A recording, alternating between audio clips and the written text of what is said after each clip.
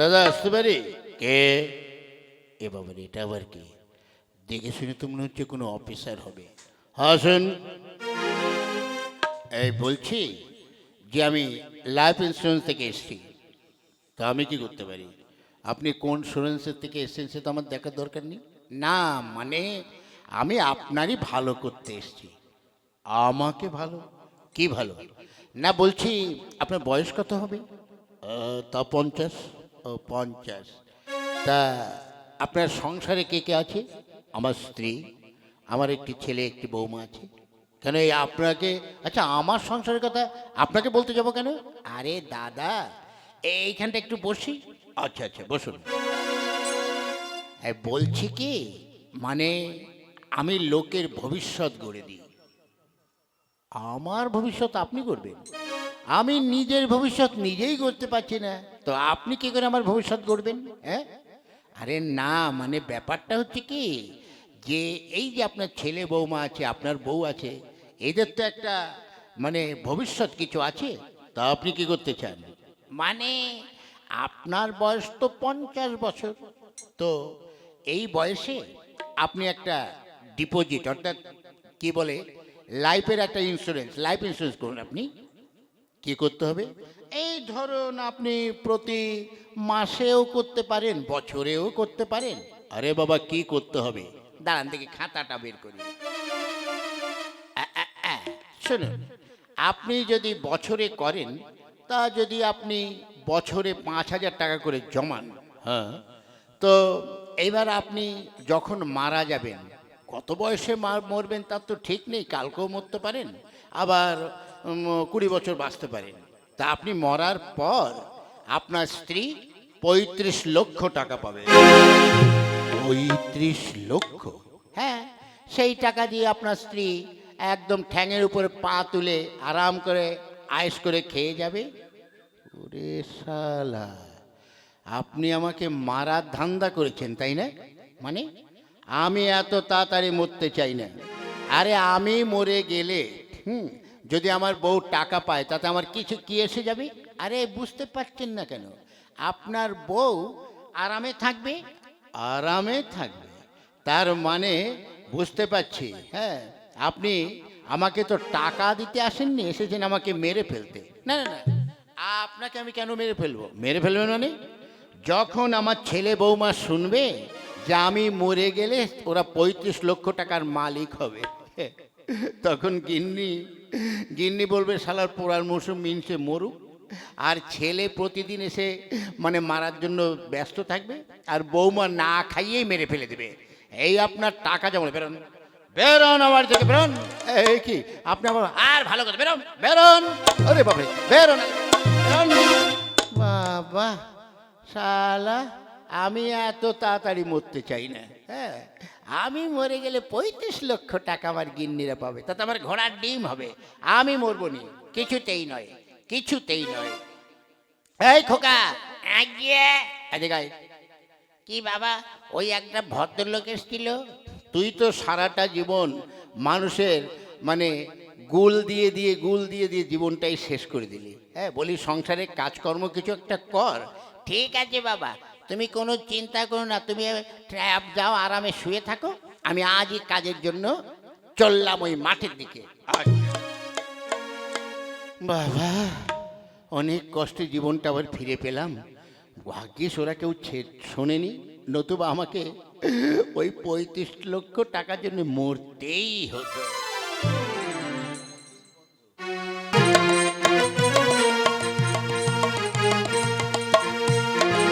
বস বস বস, হ্যাঁ বস, সবাই গোল মিটিং হয়ে বস। তা হ্যাঁ গো ভক্তদা, বল, তুমি যে বলেছিলে তোমাদের নাকি আগে বিরাট অবস্থা ছিল, হ্যাঁ, এবং তোমার ঠাকুর দাদা এরা নাকি বিরাট জমিদার ছিল। ওরে হ্যাঁ, শোন, আমরা মানে আমি তো দেখিনি, আমার বাবার মুখে, ঠাকুরদার মুখে, ঠাকুরমার মুখে গল্প শুনেছি। আমাদের এক সময় এই গ্রামে বিরাট দাপট ছিল। আমাদের বাবা ঠাকুরদাদা, তাদের ঠাকুরদাদা, তাদের ঠাকুরদাদার আমলে বাগে ঘাটে এক গরুতে জল ছিল। এবং এক গরুতে জলও খেত, বুঝলি? আচ্ছা আচ্ছা, তা হ্যাঁ গো, তা এতে তোমাদের জমিদারির কি সুনাম? সুনাম শুনবি? আমার ঠাকুরদা যেমন ছিল মানে পালোয়ান, তেমনি ছিল কুস্তিবীর। ও, তার মানে তোমার ঠাকুরদা মানে ওই দৈত্যকুলে জন্মেছিল? ধ্যাৎ, চুপ কর, বলতে নেই। তা আমার ঠাকুরদাদার কিন্তু আবার দয়া ছিল। কিরকম? কত গরিব দুঃখীকে দান করেছে, কত কি, তারপরে কত ধরনের, ও বলে পারা যাবে না। আর তোমাদের কি কি ছিল ভক্তদা? আরে এই যে যা যা দেখছি সবই তো আমাদের। এখন অবশ্য কিছু নেই, গরিব হয়ে গেছি। আর জানিস, আমাদের এত বড় একটা গোয়াল ছিল, হ্যাঁ, সেই গোয়ালে যদি একটা বাচ্চা বাছুর, অর্থাৎ বকনা বাছুর যদি এ দুয়ার দিয়ে ছুটতো, তা যখন ওই দুয়ার দিয়ে বেরোতো, তখন তার সঙ্গে একটা বাচ্চা নিয়ে এসে বেরোতো।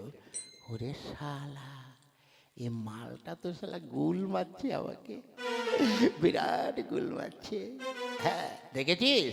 হ্যাঁ ভক্তদা, তুমি ঠিকই বলেছ। তবে আমার বাপ ঠাকুরদের কথা একটু বলি। বল। আমার বাপ ঠাকুরদা অত বড় লোক ছিল না, হ্যাঁ, ওই কোনো রকমে আমরা ওই করে কমিয়ে ডাল ভাত দুটো খেতাম। আর আমি ওই ঠাকুরদাদার কাছেই শুতাম।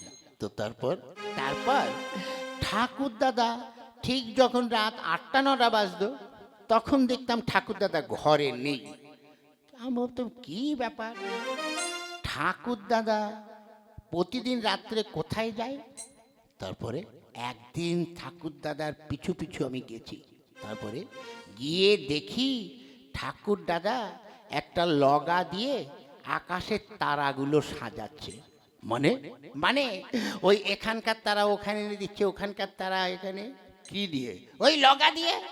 ওই লগা দিয়ে দিয়ে এই যে যে যত সাজানো, তো সব আমার ঠাকুরদাদার সাজানো। হ্যাঁ, হারাম জাদা। ওরে শালা, এরা যা গুল মারছে, এক্ষুনি এদের মধ্যে মধ্যে ধস্তাধস্তি আরম্ভ হবে। আমার বয়স হয়েছে, আমি কেটে পড়ি এখান থেকে, কেটে পড়ি, কেটে পড়ি। এই এই, তুই আমাকে গুল মারছিস? হ্যাঁ, কেন গুল মারবো কেন? তুমিও তো আমাকে গুল মারলে। এই, আমি যেটা সত্যি সেটা বলেছি। আমি তো যেটা সেটা সত্যি বলেছি। হারাম জাদা, আর গুল মারার জায়গা পাওনি বলে অত বড় লোকই। হ্যাঁ, তোর ঠাকুরদাদা কোথায় রাখতো? কেন? তোমাদের গোয়াল ঘরে রাখতো। ওরে হারাম জাদা, আরে পালাই পালাই পালাই পালাই। আরে বাবা রে, আমি ভেবেছিলাম আমি মনে হয় জগতের মধ্যে বেশি গুলবাজ। হ্যাঁ, এদিকে আমার উপরেও আছে। না, যাই দেখি, দেখি গিন্নির সঙ্গে একটু পরামর্শ করে আমি এদিকে ওদিকে যাই। তাই তো, কি ব্যাপার, সে রঞ্জিত কোলের বাড়িটা কোথায়? কে? এই, কে আছেন? আগে আচ্ছা, বলছি কি যে এই গ্রামে আপনি কোত্থেকে এসছেন? আগে আমি অফিস থেকে এসছি, আমাকে পাঠিয়েছে একটা তদন্ত করতে। আগে কি শুনলাম? এই গ্রামে রঞ্জিত কোলে নামে একটা লোক আছে, তার নাকি বিরাট নাকি গরিব মানুষ।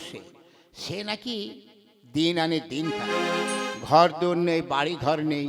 হ্যাঁ, এই মশাই, এই কার সঙ্গে কি কথা বলছেন বুঝতে পারছেন? হ্যাঁ, কি হয়েছে গো, কি হয়েছে?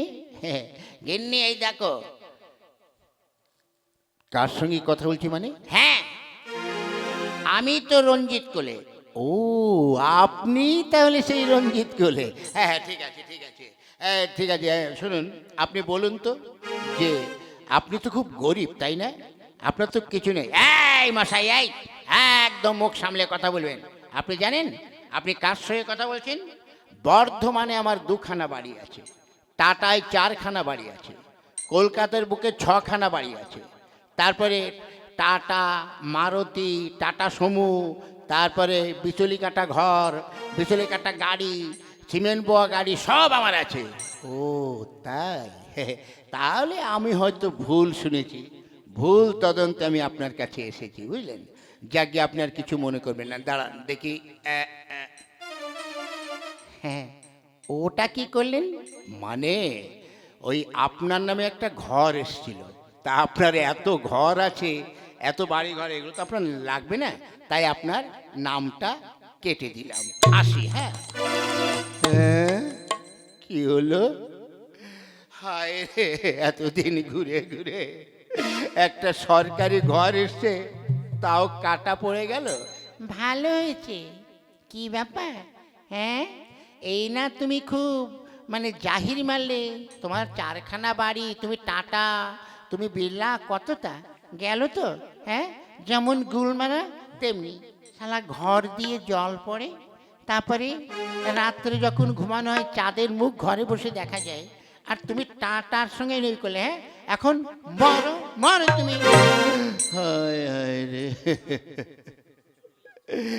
এতে এখন আমি আর কি করি? আর কত আমি দরখাস্ত করে করে আমি একটা ঘর পেলাম, সেটাও গুল মারার চোটে আবার গেল। খোকা, এই খোকা। বাবা, কিরে, কি হলো, কাঁদছিস কেন? বাবা, গুল মারতে মারতে নিজেরই গুল হয়ে গেছে। কিরকম?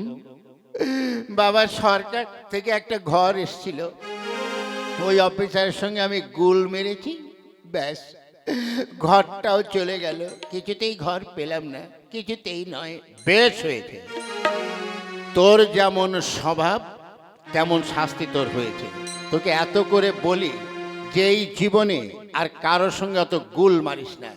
গুল মারতে মারতে তুই নিজেই গুলে পড়ে গেলি। হায় হায় রে, এখন আমি কি করি? হায় রে ভগবান। না না, আবার অঞ্চলে যাব, বিডিও অফিসে যাব, গিয়ে সবার কাছে হাত পা ধরে ঘরটা আমার আনতে হবে। দাদারা, নিজেদের যা থাকে তাই নিয়েই সুখী হতে হয়। ওই লোকের কাছে গুল মেরে খেলে ঠিক আমার মতন দশা হবে। সরকারি ঘর তো দূরের কথা, গোল মারতে গেলে হয়তো এক সময় নিজের জীবন হয়তো আমার চলে যাবে গো। মনটাই আমার খারাপ হয়েছে,